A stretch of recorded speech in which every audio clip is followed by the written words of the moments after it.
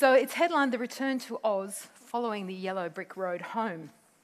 And so you've gone global, you've moved in the international milieu, you've hung out in Hong Kong, career schlepped via Singapore or Shanghai, and possibly used your nous in New York. 1 million Australians working offshore can't be all wrong, and there is a certain thing that happens at various parts of our career where the natural pull of down under exerts its force, and we, having had all that experience, there are times we want to come back and inject ourselves back down under. So how do you decide what's the right time to return home? How do we best apply the benefits of that huge experience? In a global economy, it's actually more fundamental than ever. And we'd like to try and get some ideas of which companies are actually actively have this on their radar. There is one more thing. When you are back, how do you retain those international connections when you're working here? So to help us take a closer look at this subject and delve into the challenges, the opportunities, and some of the lessons of following the yellow brick road back home, we've got our very esteemed panel. I'm starting from my left, Stan Grant, who's the international editor and anchor of Reporting Live with Stan Grant. That's on Sky News Live, channel 601, am I right? Yeah, various channels. Okay. Joanne Crewes, the former president of Global and Prestige with Procter & Gamble. Hi. Hi. Hayley Bolding, and from ATMA and the Foundation for Young Australians, and Derek Youdale, known to you as an advanced board member with huge experience with JP Morgan overseas as well. I'm not going to attempt to do their biographies justice. They'll touch on that in a couple of minutes at the top. So Stan, if you can, we'll go to you first. If you can give us the potted 1 minute 30 seconds version of your bio and experience offshore, and then the key perception coming back to Australia when you did and what you found.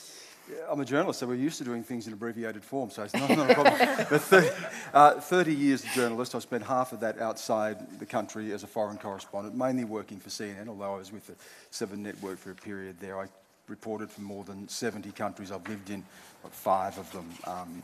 Luckily, reported on some of the great events of our time, from war in Iraq and Afghanistan to the rise of China to the peace in Northern Ireland to the death of Princess Diana, the handover of Hong Kong, coups and terrorism and natural disaster. And so it's been a very full career. That's the professional. The personal is that I'm an Indigenous Australian, so that added another dimension to my travel, because it meant that for the first time I was moving away not just from my home but from where I was from and rooted in and where my family was formed. That was a very, very different experience. I was suddenly moving out to a bigger world where people didn't meet me with the baggage of history. They didn't meet me and see me through the eyes of Australian history. They didn't see me necessarily as being an Indigenous Australian. When I told them what I was, there was a freshness to their response that liberated me. So personally, it was an extremely liberating experience. Professionally, a very deep and profound experience. And then coming back home inevitably was a call of family, inevitably was a call of my own country, and a sense that if I didn't reconnect now, I may never will. It's the timing. Something important about the timing. We'll come back to the timing issue, because that's actually a common theme in a number of us today. Now, Joanne, you had a 25-year career with Procter & Gamble. That's right. A great talent farm, you have to say, of that company. And you've worked a lot within the region, so you've picked up a huge amount of experience in the region. Mm-hmm. What's the great strengths of an Australian like you in working in that environment? And then what do you bring back? Well, what I hope to bring back is basically, one, I want to understand what's going on here. Just to give you a bit of background, when I was a young brand manager at Procter & Gamble, a multinational, my boss said to me, we'd like you to go to Japan. And I was terrified. And I wanted to have offshore experience so I could get ahead in the company. But basically, to go to Japan and work in what at the time was a skin and cosmetics assignment, it was the biggest skin and cosmetics country in the world. And that was intimidating as a 26-year-old. I went to go for 2 years and then returned to Australia and settled down. And 27 years later, I finally came back a week ago. So I do feel like a little bit of a fraud on this panel, so I'm hoping to learn a lot from the guys that have been back and yourselves. Who's a returnee, by the way? Yes, that's a good question. Okay, and have you been successful? Would you say it's been smooth as a return? One. Karen, two. I'll go and talk to you in a break. And so what I've... Yeah, sorry, no, Narelle. I was just about to say, we do have a microphone, so if anyone does feel the need to share a bit more about that, just pop your hand up and we'll come to you. So the wonderful exposure that I got was immense training, globalisation. My last role was a global assignment, working across many countries, and in my team there were 64 different nationalities. So divergent thinking is something that I truly learnt to embrace. The second thing was the power of the combination of innovation and productivity. And this morning, it was such a privilege to be invited today to come along and listen this morning, because there are so many things that I'm excited about the potential of coming back to, and perhaps being able to use some of the connections and the experience that I was given in that 27 years. Maybe I can look to help out and perhaps be able to reverse network back and keep connections with Asia, with other sectors and industries that I've had the benefit of coming across. Wow. What is it that excites you? Well, the talent here is immense. The possibilities, the focus on innovation and the excitement. I mean, we heard all of the wonderful innovation people don't know about. And what I'm really looking to see is how you can use the discussion we had in the first seminar, or the discussion panel, with the second. Being able to connect the commercialization to the rest of the world. I know there are many private equity companies that are doing that. I know that there are many multinationals doing that. Retail, for example, is also doing that. But how do we help the Brains Trust be able to really step up and commercialise all the wonderful ideas that they have? Larry Marshall will want to hear from you. Actually, I would love to connect with Larry as well, yeah. Okay. He was very busy after his panel. How was that bag he was carrying? Clearly not Australian baggage, it was international baggage that he was carrying. Like a Mary Poppins bag. Yeah.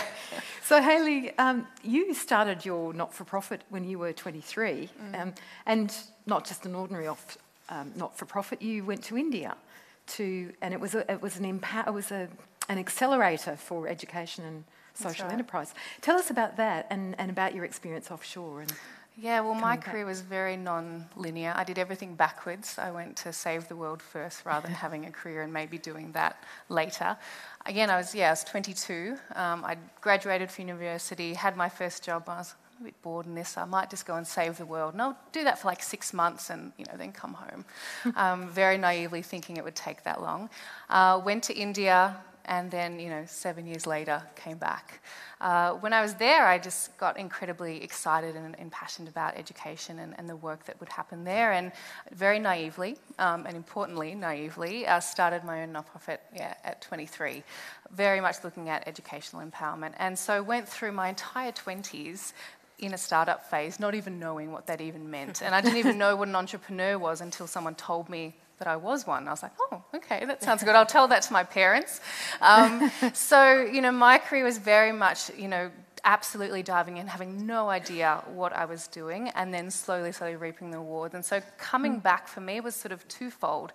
Part of it, my vision was always that I would succession out and leave the organisation behind and leave it in local hands. And I know everyone here, starting an organisation is a piece of cake compared to leaving it and letting others take it forward. And the other big thing was coming back to Australia and seeing what next for my career and what I would contribute. So that was a huge roller coaster. I think coming back to Australia was, and I know I'll get a lot of sympathy in this room, one of the hardest things that I have done.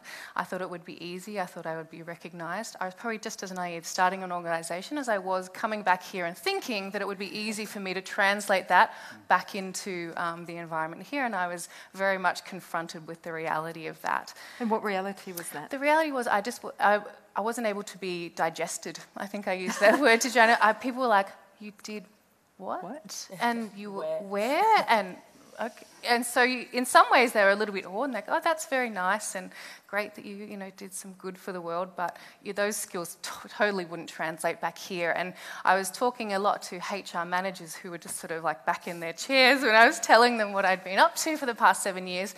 I remember a HR manager saying to me, okay, but what's your Australian experience? Can you go back to that? And I was like, she's like, I see here that you, I remember this very clear, she's like, I see here that you worked at the Melbourne cup? Like, and I'd done that as a student, like opening champagne bottles. Like that was my job. And so she was like, do you think we could get a reference, like an Australian reference? And I was like, I don't even know how I would do that now. So it was just so hard for them to see that big chunk of time as anything but just a big blank space, and were looking for reference points prior to that, which obviously, weren't relevant or weren't the right questions for them to be asking. Okay, we're going to come back to that because there's been a response. We all can identify with that. And Derek, I noticed you were sort of nodding as well. Now you went off for 9 months, and a number of years later you came. I think it was 15 years later. You wound up in with JP Morgan. That's it. Like a massive job. So yeah, well, I kind of fell into it. I started off out of university like any other business sort of graduate. Went to Price Waterhouse, turned into a chartered accountant, felt I could tackle the world, but never wanted to leave the country, right? And my girlfriend left the country, and I just basically chased her, right? I'll be really honest. I thought, I'll go, right? So I said, don't worry, Mum and Dad, I'll be back in 9 months. Back from my best mate's wedding. Came back, broke up with the girlfriend, went dog sledding in Alaska, and then back to London for another 6 years. And did that at JP Morgan. And then JP Morgan moved me to New York for 8 years, so 15 years away, years up, right through the GFC, and, fascinating time, right? So I moved back after 15 years. I had a role at ANZ to be their COO for technology, and sort of moved back for that. So, I joined on the Advance board in New York to try and help Australians overseas and to try and help to find a path back. And to be honest, my role at ANZ came through this session that Serafina mentioned before, with the 50 emerging women, and I sat at the table for ANZ, and the woman who was Kath Carver there, she said to me, why aren't you back here working in the country? We need people like you. Give me your card. And that was that. So that's one success story, right? So that got me back to Australia, and then I've been consulting the last year or so. But yeah, so a big transition, and it's just, you sort of fell into it. Year and year came, and I think while I was nodding was the fact of, people were saying, so what's your experience? And I said, I dissolved a bank the size of any of the 4 majors here in a year in New York. And they're like, okay, but you don't have Lean Six Sigma on your resume, So I just, I think it's a bit of a chord, right? So yeah. So it is, but I would have thought the experience of actually nursing an organisation seeing it through the GFC in New York would have been a fundamental skill. That those are relatively translatable skills in finance. You've got to, and I think one of the things, you've got to change the way you talk, right? So I've got to stop turning up and saying, I've got this unbelievable Swiss Army knife, right? And I can do all sorts of amazing things. And they'll say, can you change? And you start to listen and say, what's your problem? You say, fix a light bulb. Okay, I can do light bulbs, right? And then I think you build the story from that, right? I mean, one thing I learned, and it took me a little while, I've been back 3.5 years now, is I am a time capsule from when I left, right? I left in 1997. I left before the Olympics, right? So so my Sydney of living in is a 1997 Sydney, right? Not a 2015 Sydney. So I had to sort of rebuild a lot of network and rebuild a lot of contacts and listen a lot, rather than say, I've done a workforce plan for 120,000 people, which would be about the size of putting all the banks together. It just doesn't relate in the local markets. You've got to work out how to convert yourself. So what could Hayley apply from what you've learned about flipping those conversations? I think it's the challenge of listening more than the challenge of telling. And I think when you get a chance to talk to people and see what their concerns are, we've got this armada of skills behind us. It's how you deploy, right? And then you try things, right? So you're so used to lifting yourself and going and then coming. Moving back home to Australia is moving to another country. Right? Absolutely. It's not coming home. And, to my comment I said earlier on, you can't narrow an open mind, right? So you're stuck with this open perspective into a country and people who you're around who haven't had that experience, And they'll be like, what did you do on the weekend? I climbed the Eiffel Tower. What did you do? You say, I saw the finals of The Voice, right? And I'm not trying to be derogatory, but you've just got to try and change back in. It just takes time. Stan, that seemed to resonate with you? Yeah, it does on one level, and on another level, Australia is very much the same country that I left. I always describe myself for CNN as the reporter for shitholes. Iraq, Afghanistan, Somalia, Gaza, West Bank, Mongolia, North Korea. These weren't postcards, and they weren't the Eiffel Tower. So they were, it was a life in the dirt as a reporter. And when I came back to Australia, yes, I'd changed, and all the experiences that other people here have gone through, your mind opening and all of that. But I also met myself a lot when I was out there. You know, if you go into an Afghanistan, Pakistan refugee camp or a refugee camp up on the Syria border, you see people whose lives have been smashed against the forces of history. You see people whose lives have lost all certainty and who are trying to cling to a sense of dignity and purpose and just getting up every day. I remember a little boy that I met once in Pakistan, and I spotted him. When you walk into these places as a reporter, you look for the person that may hold the story. And there was a boy with a withered leg. He was on a homemade crutch and he had a bag full of plastic bags. And I went over to him and we started the conversation through an interpreter. He was an Afghan, but he'd been raised his entire life in Pakistan, had never ever gone home and would never go home because of war. And I asked him what he wanted to do with his life. And he looked at me as if I was literally from another planet and said, nothing. And I said, well, what do you do now? And he told me that he sold the plastic bags. He would collect plastic bags and put them into another bag and stand up by the side of the road and hope that someone came along and bought them. But he got up every day and he did that. Mm-hmm. And a father I met in Pakistan whose home was destroyed in a drone attack, who lost his son. His son was killed. His other son had a broken leg. He carried his son 40 miles down a mountain with his wife and his other son to a relief camp where they pitched a tent and they would gather supplies and gather rations, and they'd cook whatever they had there each night, and every day he'd go into town, he'd stand there with the rest of the men hoping that there was work to be done somewhere. But he got up and he did that. And then I came back to Australia, and one of the first things that I did was to help launch the National Indigenous Television Network. I came back to work for Sky, but NITV was starting, and they asked me if I'd launch it. We went out to Uluru, and here was this lavish production. We stayed at the Youdale Resort, and there were politicians, and there were performers, and it was a five-star launch. But I also went out to a little community on the other side of the rock that was in complete and utter disrepair, where there were dead, rotting carcasses of dead animals, where there was mangy dogs and broken glass everywhere, where people were still dying 15 years before the rest of Australia, where kids were dying of diseases that had been eradicated from mainstream Australia. So the country that I left and the country that I came back to and the countries that I saw were incredibly connected to me. And so as an individual, you know, I left a country where the people that I came from were at the bottom of every socio-economic indicator. To go out and report on people whose lives were smashed by the same forces of history and conflict, to come back to Australia that I'd moved and I'd changed, but sadly was still so very much the same.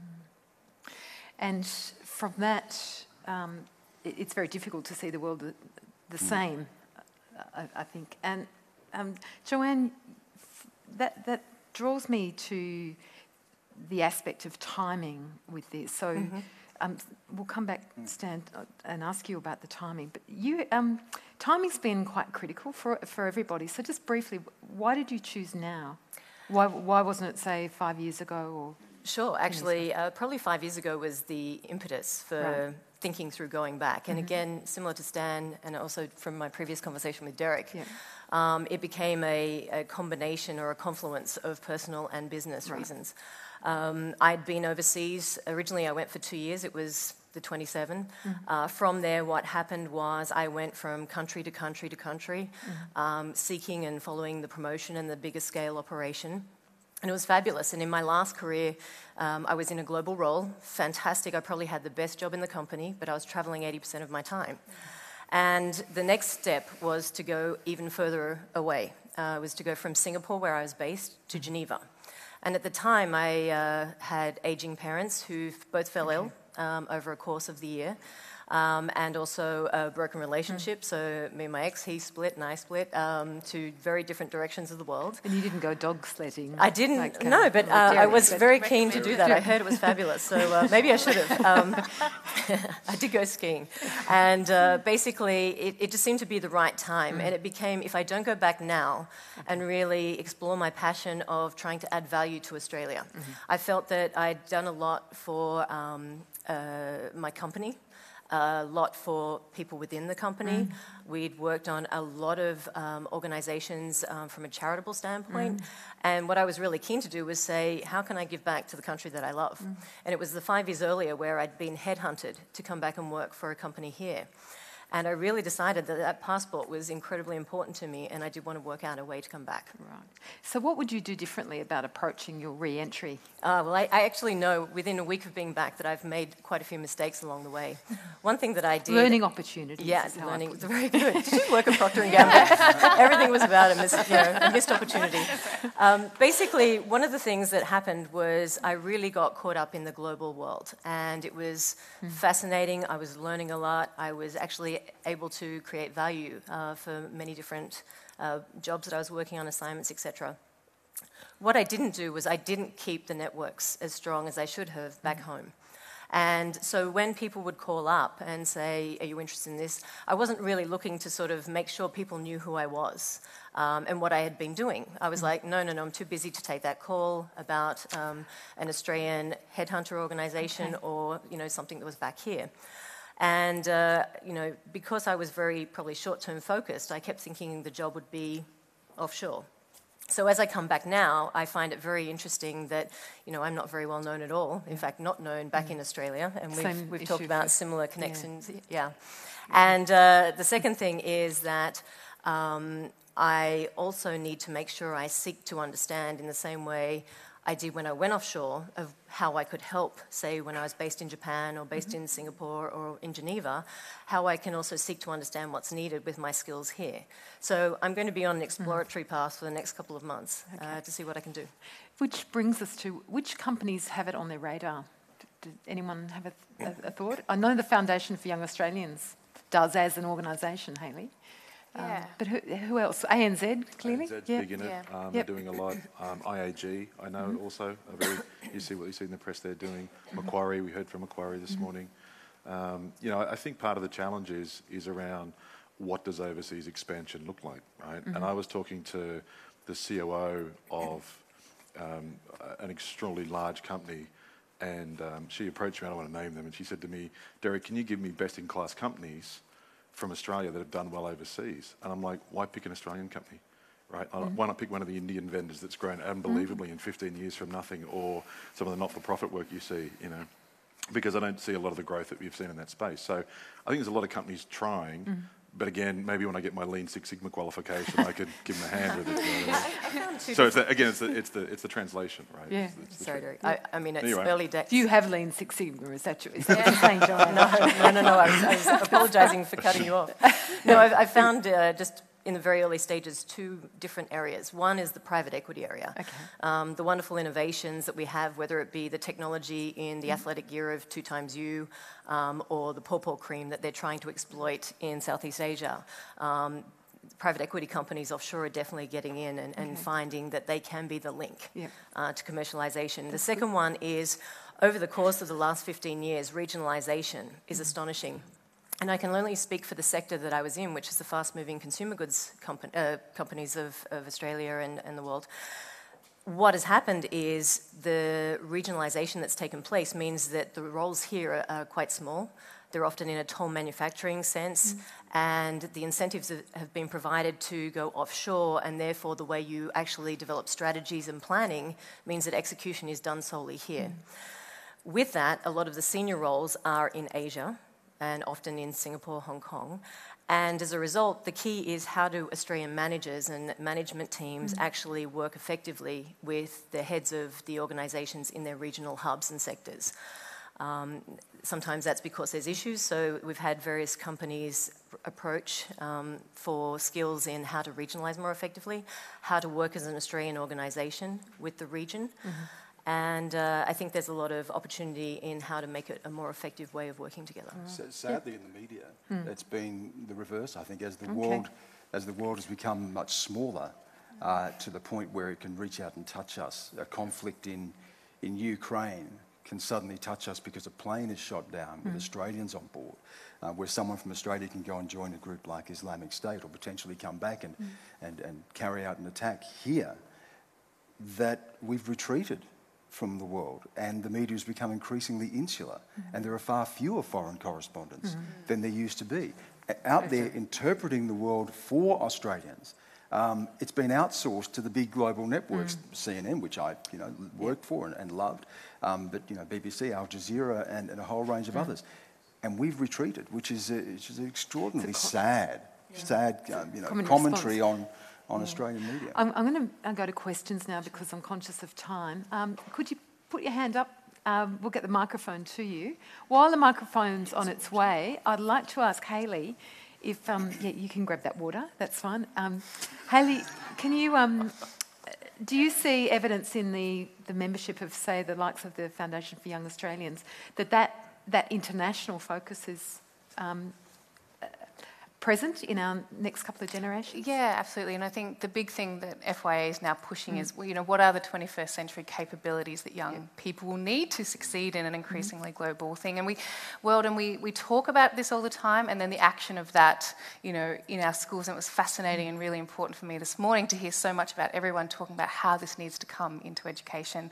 How we need to be preparing young people for, not now, for the future. We just released a report called The New Work Order, and that showed that around 60% of Australian university students are actually studying for careers that won't exist when they graduate or in the next 10 years because of automation. So there's a beautiful line that our CEO says that, the robots are coming and they're going to take our jobs. Like, that's going to happen, but we need to work out how we work with them and how we work with that in a global society. And I see young people all the time, and when I talk to them, what I say is go out and see the world, build your cultural competencies, build the ability to immerse and understand the world that you live in. What we need to do now is prepare our organisations and companies and industries to be able to drive those people into the companies and actually, utilise those skills moving forward. Because I just don't think that we're putting everything on top of each other and stack it in a way that's going to add up for a very prosperous Australia and going forward the way we're currently doing it. Thank you. To the question there, thank you. Hi, my name's Judy Houseman. I run a public relations agency. In fact, Procter & Gamble is one of my clients. All right, that's enough advertising. Thank you, Judy. To your question. The question is, I have about 50 staff, and the industry here is very, very challenged to find people. So a lot of my efforts in recruitment are focused on bringing Australians back to Australia. The problem with that is that once they've been exposed to the cut and thrust of the public relations world in the UK, in New York, they come back to Australia with expectations of being able to deliver pan-European programs or regional programs, which simply aren't being delivered from Australia. So my question, I guess, is to Joanne and Hayley and Derek about how is it that you're talking about being a Swiss Army knife and wanting to come back here and understand what employers want. How, as an employer, can I make jobs attractive to you when you've had this kind of good question. experience that I can't offer you? Thank you. Great question. Would you like to pick up? One of the things that I think is pretty critical is to help them see a path of how they're going to be, and when I'm saying, I'm generalising incredibly here for time, how you help the young or the seasoned manager see a path of challenge. And one of the things that was always exciting was the challenge that was put forward to them and where the path would go. And I had, over the time, in our global organisation, there are 2,000 employees. We would often lose them to their home. And the reason was not just simply going home for aged parents or back to their friends, but it was that the employee was actually excited about the path that the job would create. And one of the things that I think that recruiters have done very well when they've got people to come back, and I've had one just go back into Albury-Wodonga in Mars, so not even into a key city here, was the fact that they were going to have a job that was meaningful, a job that they could create and add value, a job that they were going to have autonomy, and a role that was going to be very much an authentic role that would make a difference. And they were the things. It wasn't money. It wasn't the grandiose, oh, you get to travel.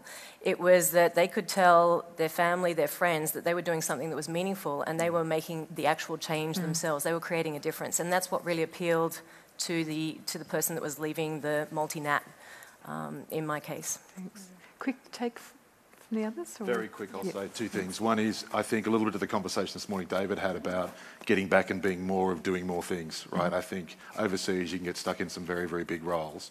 Secondly, I think too is I'll stick with my analogy around the Swiss Army knife. Work out which tool you really need, right, and work on that one, and both have an open mind about how you can grow it, right? And I think that's a really great foundation, because I concur in terms of the handshake of the things that are important for returnees. But yeah, fundamentally, I think there is some common ground there. And then, as a manager said to me in London, I'm not going to get in your way, right, because you just got so much energy and stuff, but I can guide you a bit. And then I think that could be a really great asset for your company. Great. Got the question? There's one there. Thank you. David Pumphrey. I'm a headhunter. So very good that you're here, David. Thank you. But I don't think the headhunters necessarily have the answer to what you're looking for. We operate for clients, as you know, and we get paid for doing a specific job. So as Derek says, we go after somebody, they come back. If Advance was to get into this idea of helping people come back to Australia, what are the three things you think you would want to know from us before you came back here? What are the key things? As you're all talking about, you came back for personal reasons, for career reasons, whatever. But what did you miss out on? So what could we provide you from an Advanced platform to help you find your way? Stan, we'll kick off. I think, look, there are always personal aspects, and in my case, we had two boys back here at boarding school. Our third was about to go into high school, and for us to be living in Beijing with three boys back here and ageing parents was just going to be untenable and stupid. So there's the personal. But I think for the professional, you're often talking about people who've had the experience that we've had, for instance, overseas. You've had extraordinary work opportunities and extraordinary experiences. You've been at the pinnacle, if you like. To come back home, I think, picking up on something you just said then, is to find something that's meaningful. It's not necessarily going to be what is most remunerative or something that is going to push you further up the ladder, because you've had that. But where is the meaning going to be?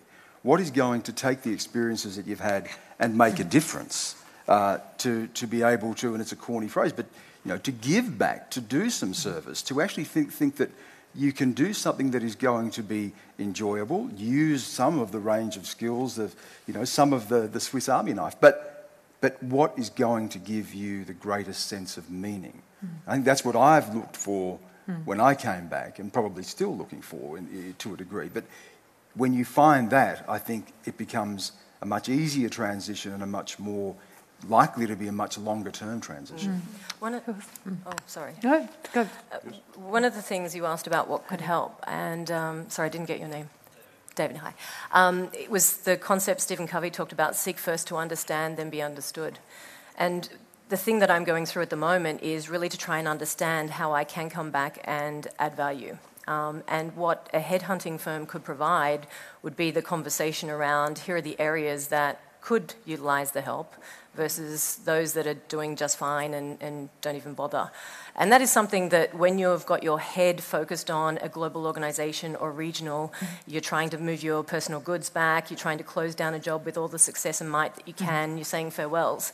That would be what help would really look like. And almost a guide in the same way as when you're sent offshore by your company, you're given culture training, you're given training on how the organisation works overseas. That type of re-entry would be just to sit down to understand, here are the sectors, here's what is working, here's what's not, here's what you've been doing, and that conversation could really, I think, set off some light bulbs and ideas of how we can add the value fast. We're going to have to wrap it up. A final question. Advance does great work already. What else could Advance do to help people returning and to help build that cross-cultural competence, Hayley and Derek? I think it's facilitating these conversations. How do we help headhunters, to understand what people are looking for? And I love what you said, Stan, it's that sense of meaning and purpose. And for me, I've found back home, when, my job now is encouraging young Australians to go overseas and seek international experience. And so it's completely full circle. Like, that's exactly where I find myself. It's full circle, meeting me 10 years ago and, the bright eyes, and giving them advice to go out and explore the world the way that I wanted to, now back from where I sit here. And so it's how do we create those full circle moments that actually create momentum. Right. I think that's the most important thing. Derek, meaning and purpose doesn't always pay the bills, though. No, that's the thing, right? So I think, and the challenge is, and we've talked about this, David and I have had these conversations a little bit, right? And at Advance, I'm very passionate about this, right? I mean, I think there's 4 elements of a problem here, right? 1, companies want to find new, fresh overseas talent, and how do we tap into that? 2 is we want to come home. There's so many of us. 3, Advance has got a database full of people like this. Yes. And 4 is none of the recruiters have got a brand around how to try to unlock this, as David said, right? I mean, one example I'll give is, I did a scholarship program at university, and we did 3 years of uni and 2 6-month semesters of rotation. Didn't matter who we were, we just sort of came in and did the rotation, right? Great for a university course. Why can't I do it now when I'm in my 40s, right? Yeah. And I don't think companies just take people on and say, just come in and we'll move you around a bit and we'll just take your thinking and just have a go. And then, I think that would be a brilliant idea. So these are sort of some of the things I think could be a really good idea, right? Thank you. Carries That's the flow. A start of a conversation, and it's actually thinking through life. Like, we've got a lot more life in us for a lot longer these days. Please put your hands together. I'm just getting complete wind up from Nash. Thanks, Stan, Joanne, Hayley and Derek. And please keep the conversation going on through the rest of the day. Thanks for your attention.